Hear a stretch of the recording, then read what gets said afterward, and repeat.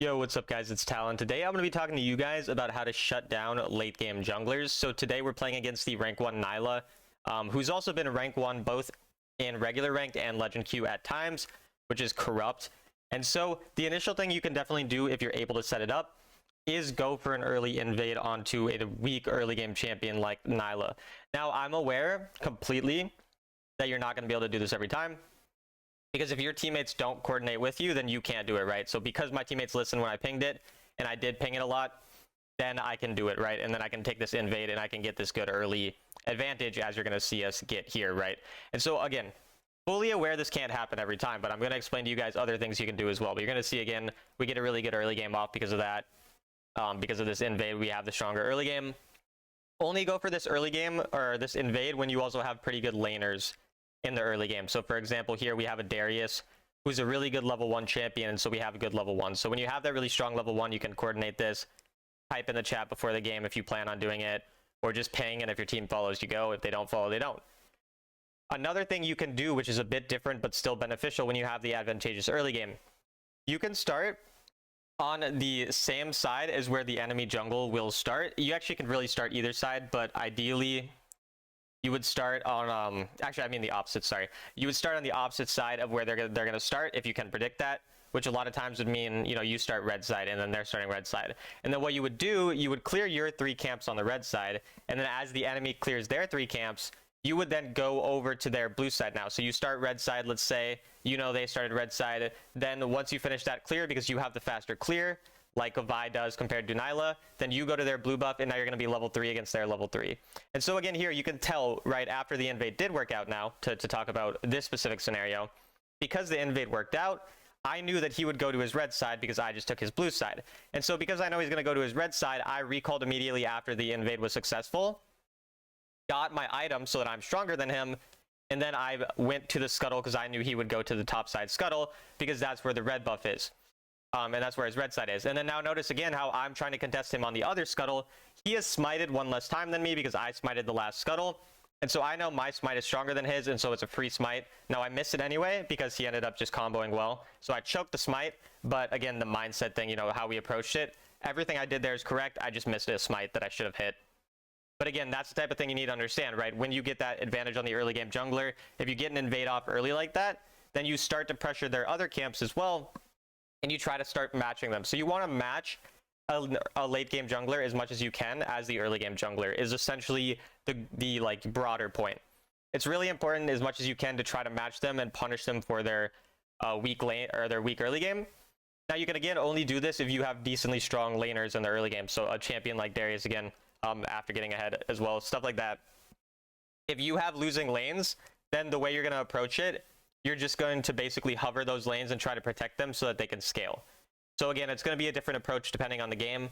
That's why I'm kind of going over multiple scenarios with you guys right now through this early game. But you can see how we were able to get an advantage here. Because of the early invade, we were able to shut down the Nyla pretty well in the early game. And the game is still not going insanely well or anything because my laners are not really winning. And so we're still definitely, you know, in a little bit of a rough spot as a team. Now we can tell that the Nyla is going to go onto their blue side here because of the fact that we invaded their blue side, we had the timer on their blue buff, and so we just saw that it just respawned. And so I can take advantage of this and potentially look for either a top side gank, or I could recall, go bot side, try to hover that. Now here, I saw maybe there's a top side gank angle because my Nami and Varus have level 5, and so I try to go for something, and nothing really ends up working out. What you're going to see happen with the Nyla is going to dive the bot side and get a pretty decent advantage there. So we're going to actually go a bit behind, or we're going to get our teammate put a bit behind because we didn't choose to match the Nyla. And so a potential thing we could have done here that would have potentially been more useful is just match that Nyla. Because again, if you're constantly matching a champion that you're way stronger than in the early game, you're going to be really happy. Whereas here you can see me going back to my top side. And so then Nyla has a really easy opportunity to go bot side where that Yasuo is winning the lane. So that's kind of a little bit of a mistake, but a play that could have worked out had those ganks obviously worked out and would have been fine.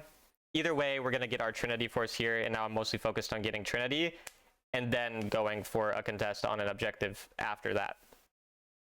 So I mean, we can just skip through here since we kind of explained basically our thought process here. And now I'm going to try to go and shut down this Nyla here because we see them going on the turret, and I'm going to try to trap this Yasuo under the turret because he was taking a lot of turret shots, and so that's exactly why we did that. but the play actually doesn't end up working out because the Darius messes up his reset. So in terms of the approach to this, the way I approached is exactly how I would recommend approaching it. Obviously, because our teammate died, a lot of times you don't want to contest a losing lane, but I had multiple losing lanes, and because of the fact that the Yasuo was under turret, we try to trap him under turret, but yeah, again, Darius messes up the reset, so it ends up going bad. That happens. Again, we've seen multiple mechanical misplays, which means the game actually hasn't gone as well as you might expect with the decisions that we made. And so that's a good thing as well, because we can kind of talk to you guys about what to do even if you don't necessarily get a huge lead on a late game champion like Nyla. And so the first thing is going to be itemization. So specifically in Nyla, it's really, really good to get things like Randuin's Omen and Frozen Heart.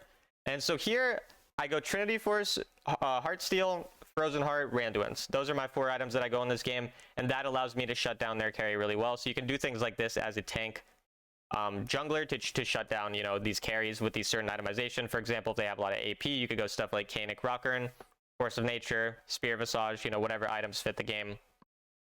So just these types of itemization things can also make the game a bit easier. So that's just another thing definitely to keep in mind. I could have potentially gone for Randuin's second here, but we ended up going for Heartsteel second. I think Randuin's second could have been slightly better, but either way, it's still not that bad. We're still up a dragon thanks to our bot lane getting that weird dragon fight there. And now because we don't really have camps up, we're just looking for a potential camp angle to see if we can find a gank onto the Darius or help him out in any way. Because of the fact that we see their jungler as well not going there, so I'm just going to try to hit the turret to get a plate, but we don't really end up getting anything out of it. But again, that's kind of how you can approach the early game. Again, this early game didn't even go as well as it should have based on our decision making because of a few, you know, unfortunate circumstances. But that's generally how you're going to approach it. If you can get an invade off early, do it, but only do it if you have your teammates following up, you have good early game champions apart from yourself as well. These are the types of things you need to keep track of and make sure your team's coordinated. If you don't want to risk that, just clear a full side of the map and then try to invade on level 3. But if you're doing this, you're going to have to ping your team and you're going to have to make sure they're aware. If they aren't aware, then don't go for it. So the thing that you have to understand is when your team isn't following up, you're not going to be able to punish the enemy jungle as hard, and they're just going to get, you know, they're going to be able to farm. And so that's going to happen. That happens in high elo, that happens in low elo. I know it happens everywhere. So it's just about putting yourself in a position to try to get those things to happen, but you have to really, really be able to adjust, or else you're not going to be in a good spot. And so here again, you can see Nyla still ends up getting a lead at the end of the day, even with, again, some of the decisions we make. And, you know, one of the reasons is just going to be because it's corrupt and he is kind of cracked at the game. But we're going to show you guys more things that we can do to kind of punish them. So again, obviously, we see someone caught out here. We're obviously going to go for the Yasuo. Pretty straightforward decision there. So we're going to get a nice play onto our Darius here. And then now we can see the enemy setting up a dive here. And so I actually want to pause right now. And I want you guys to think about to yourself how you should respond to this play. So we're going to let it develop slightly more. And you're going to look on the top side of the map, right? We see the enemy are very clearly setting up for a dive. There's 2 people under the turret here, and there is a Sivir, you know, going there as well. So they're obviously trying to set up a dive. So if you want, you could pause the video, think about how you would respond to it, think about why, and then you'll see what ends up happening, you know, afterwards. So yeah, pause video if you want to, and now you'll end up seeing, you know, in a little bit, we see again the dive developing here. I scroll my map over, and after I clear this camp, I'm gonna recall. I'm gonna immediately buy teleport, and I'm gonna try to defend the dive.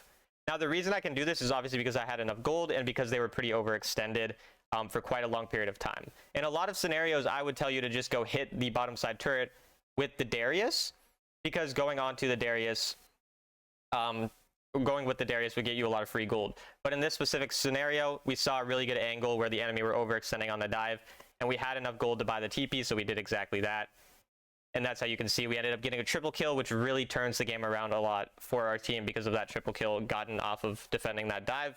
Whereas if we didn't do anything there, the enemy would have gotten a really big lead from that, and we would have been in a really bad situation. So again, it's really important to understand how you need to be covering these cross-map plays, because think about this, right?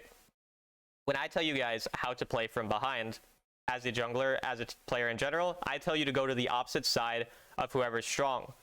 The same thing applies if you're a late game champion who's weak in the early game against a strong early game jungler. So you want to be on the opposite side of the map. And so you notice how the enemy Nyla, both on that bot side play, when they dove with the Yasuo onto my Darius and got the gold lead, and then there on the top side, they're always trying to be opposite side of me. And that's what a really high level player is going to be doing.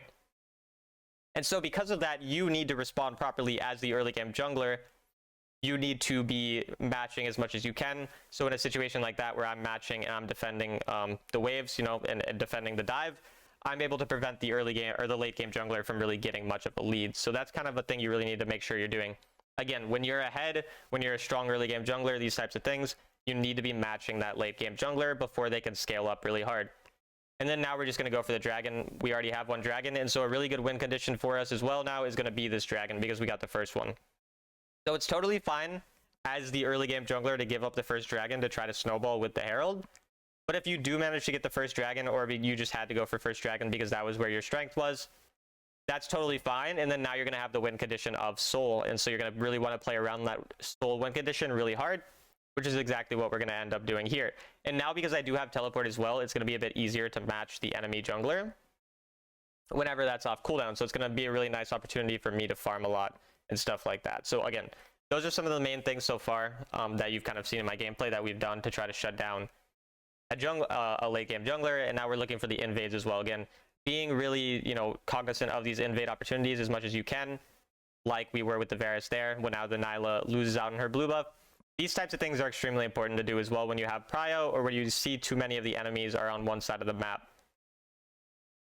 And so again, now because we have no camps up, this is when I'm going to look for a potential play. So notice how here we're looking to try to help our team out for that exact reason.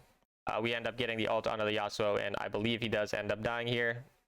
He does indeed die. So again, we look for that play after we get our camp, not before a lot of the time. Unless we're really covering a really important play, like for example, that play where the Nyla was diving. But even there, we still got our camp, right? A lot of times I'm going to farm my camps first to make sure I at least have that guaranteed gold income on myself.